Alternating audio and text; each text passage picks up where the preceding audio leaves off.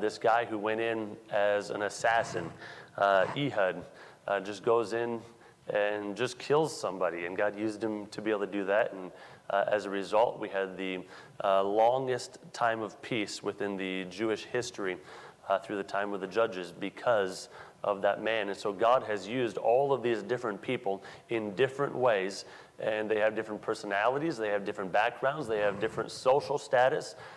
Some of them are different nationalities. Not all of them are Jewish. Not all of them are of God's chosen people. Some of them are grafted in and kind of brought in. One of them specifically would have been brought into the bloodline of Jesus and not of the seed of Abraham, but married into it, and God used her in big ways. But we're going to take a look at that, and the purpose of that is as we see these different characters, we realize that we are not kings here.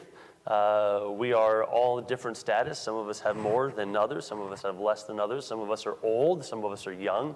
And God uses all of them in all those different areas.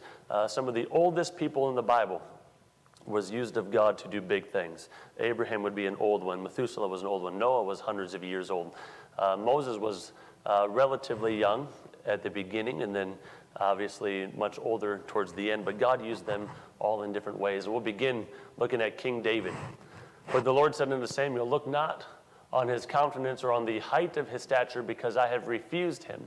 For the Lord seeth not as man seeth, for man looketh on the outward appearance, but the Lord looketh on the heart. And when we begin looking at the very first person that God is going to use, we see King David. And so God uses him as a king in big ways. But God didn't go and find somebody of a royal line. God did not go and find somebody who was impressive. If you remember, the reason God